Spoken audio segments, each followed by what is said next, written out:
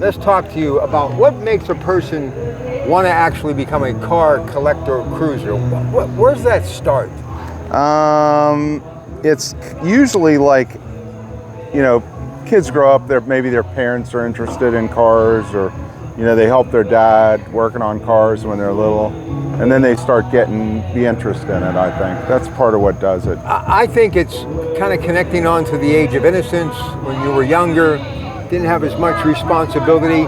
Frozen in time, we all think that maybe yesteryear was better, but there's just something about that car that all of us have memories. Look, I grew up, Danny, in a time when if somebody got a new Chevy or Ford, everybody in the neighborhood went to see the car. Yeah. I mean, it was a big deal, and I think it's a labor of love.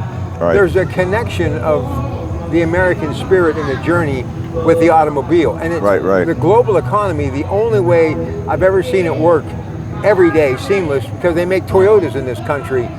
I think people just have a love affair with automobiles, and I don't think it's just in America. I think it's around the world too. Yeah, I think cars in general, because I have, over the years, I've gotten to know some people that live like in Sweden and stuff, and there's a huge car culture in Sweden. So they love American cars. Like, they love the stuff from the, 50s, 60s, 70s. They love those cars. There's a giant, they ship tons of those cars overseas. They'll buy cars in this country and have them shipped there. It costs a fortune to get the stuff over there. Were you ever at a point where you used to like to turn a wrench? Did you ever like to do that? Oh yeah. I did. I painted cars when I was younger and stuff. So yeah, I've done that. But it was a different time then. You think? Hi, Oliver. How are you? Most enthusiasts, do you think they like to do the garage work? I think they at least like to putsy with stuff. How are your you? Name?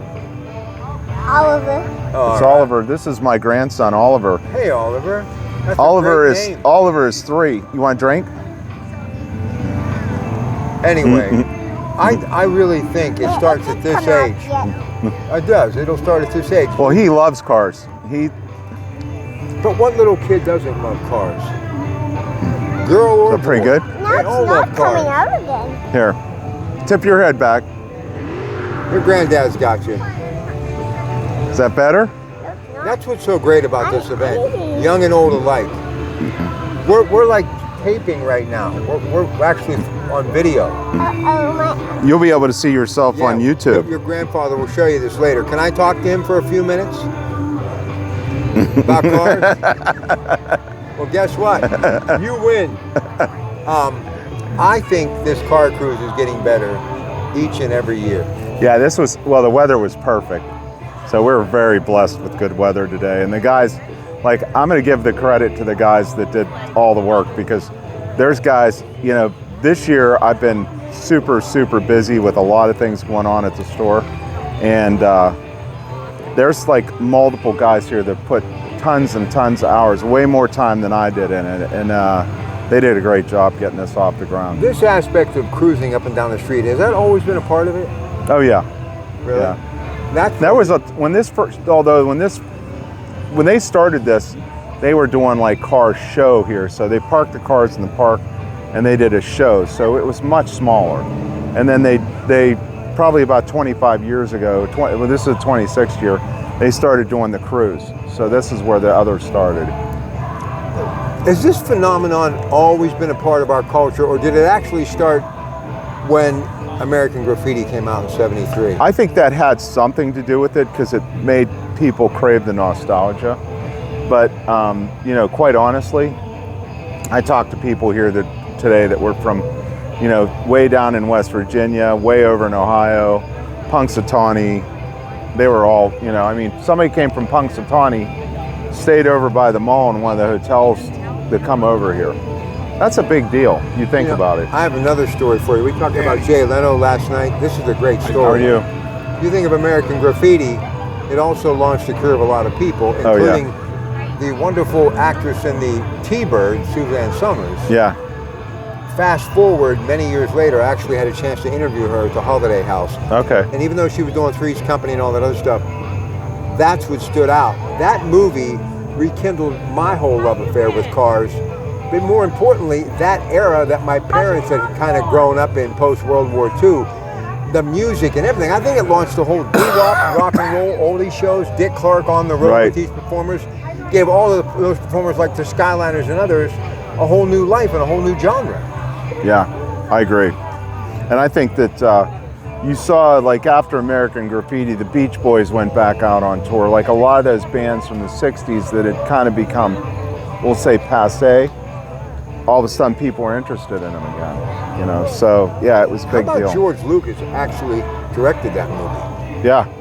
Well, look at the people who are in that movie. Harrison Ford. Yeah, Richard Dreyfuss. I mean, Ronnie- you've got all Ronnie these. Howard, Yeah, Kenny you've got like Hollywood's who's in that movie, and it's just, and that was a low budget movie that made like a ton of money.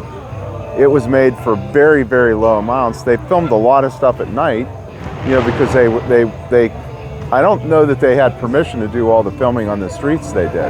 No. So, you know. But the other connection is what I've been doing my whole life is radio.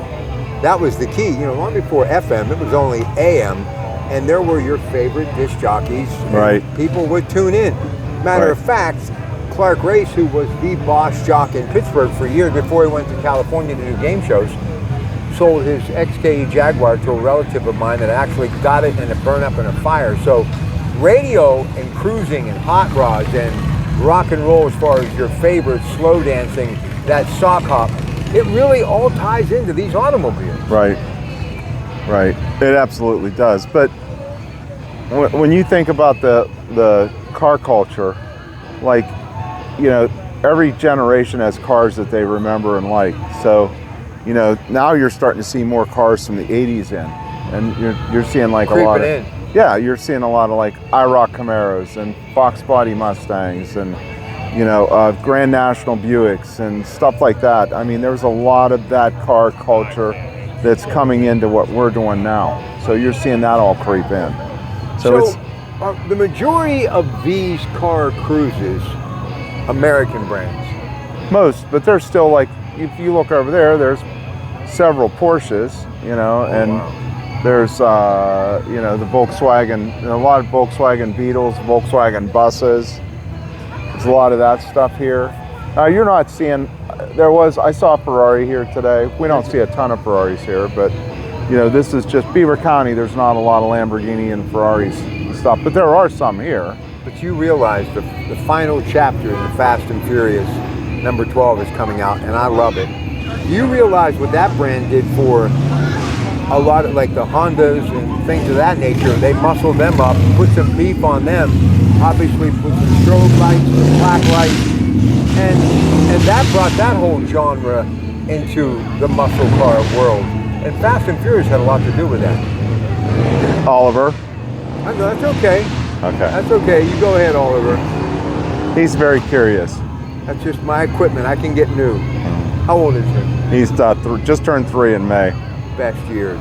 He's really smart. It's scary how smart a 3-year-old is now. He's got an AHAS. Well, yeah, but He'll be still. working a registry before long. Yeah, he's. So where do you see this whole thing going? I mean, because one of the things we worry about is those, meaning our children, 20s, 30s coming up.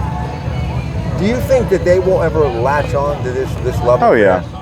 There's a lot of kids here today. You look around, there was tons of kids here. Yeah, but you know why? You make this a happening. Well, yes, but there's still like, when I go to different car cruises, you'll still see some kids there. Oliver. That's okay, we got him. So, Oliver's a good name, he's a good kid. So there's a lot of, we did a commercial for the store at Christmas. We put him in it. I saw him in it. It was interesting. there was a lot of outtakes. You guys are all hams. Go back to your dad. He'll be fine. I just want to kind of finish. Any way to expand this or things you're looking to do? I mean, the vendors must love it, and the Beaver Chamber and this incredibly very busy downtown. The merchants have to really embrace this. The guys, anybody that was here selling stuff today had to do well, so it had to be really good. I'm on film. Watch out. Go ahead. You're talking. Yeah. Yes. That's okay. Okay, sorry. Okay, we're leaving it in just like that. I'm not changing any of it. Look, Not bad. Good guy right here. Look for yourself on YouTube. Where's Dave at? He gone already. Yeah, I think he left. But he was down here at the end. Oh, he's pulling out right now. Maybe you can catch him. This is why he's pulling I out right love now in the street rod. doing Oh, he on brought the street location rod. stuff, because I just let it roll, and that's how it stays. I don't know. I mean, I think like a lot of kids are interested, like, and if I go somewhere and there's a kid that likes something, a lot of times I'll have them sit in a car, and like I had kids sitting in the car today, and you know, they love it. I said, hey, take a picture of your kid in the car. So some people are like, oh, don't touch my car, or don't do this, or don't do that. I try to make it so the kids have some, you know, they're able to do something. As long as they're not doing something hurtful to it. I don't want them running up and scratching it. But if they're just sitting in it and being normal, it's fine, you know? isn't it amazing? We had so many of these cars in our driveway, in our garage, in our carport growing up, and they were just our family car, but now they've turned into commodities. Yeah. Well, and you know, when eBay started with the cars back in the early 2000s, and you could get parts for stuff that were hard to find and things, that started making people want to restore the cars, because finding the parts didn't take as long. It wasn't as hard to do. So the internet has made things easier. You can literally build a like 65 to 70 Mustang out of parts and weld it together. You can buy complete 55, 56, 57 Chevy bodies.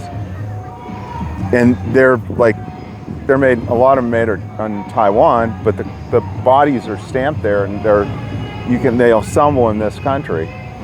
You can buy complete cabs and stuff. So stuff that before was like you put it in the junkyard, it was gone. They can bring back, if you have a tag, you know, the guys will take that tag and put it on. I don't know if it's legal or not, so I don't want to go real far with that, but they'll take a tag, and if they have a title for a car and like the car's too rusty, they'll rebody the car and be able to get the car so it is back on the street. So, but I mean, you can get a car that's totally rusted out and buy all kinds of replacement sheet metal to replace those panels. So it brings those cars where there are more chances of resurrecting something that 30 years ago they would have just crushed it. You realize what else this whole thing has done, this phenomenon, and really the roots of it, helped a lot of businesses grow, and one that comes to mind is Eden Park. Yeah. I mean, that's really where they all went. Yeah. And that big connection is still there to cars and cruising and music and Eden Park. So it all works. Last thing before I let you go, we were talking a little bit yesterday about current brands, names, makes, models. Where do you think the car industry is going? What are we going to be getting, we the consumer, in years to come? I don't know. I mean, it depends on, I think. Hey, Adam. Go ahead.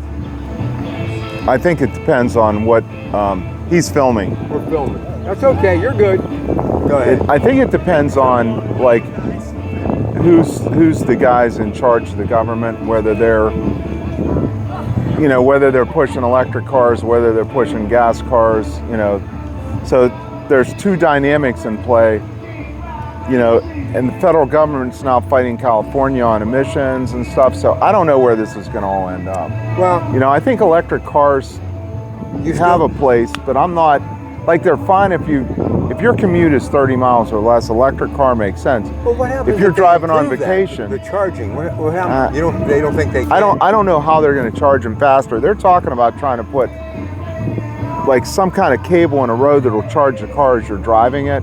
If they can do that, you know, I mean, technology changes constantly. So, But you know what somebody will say? You're just you're a lug nut. You're a guy that loves engines. You love horsepower. You're old school.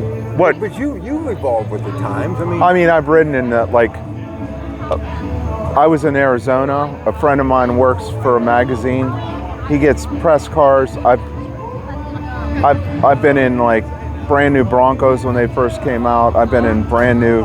He had a car called a Lucid, which is like a Tesla Plaid, which will accelerate like incredibly fast. It literally hurt my neck when I was riding in the car. Like, he accelerated. It's 0 to 60 in under 3 seconds. Wow. This car is like screaming fast, and it was just, but I mean, it's a $160,000 car. So this is not a car the regular person is going to be able to afford.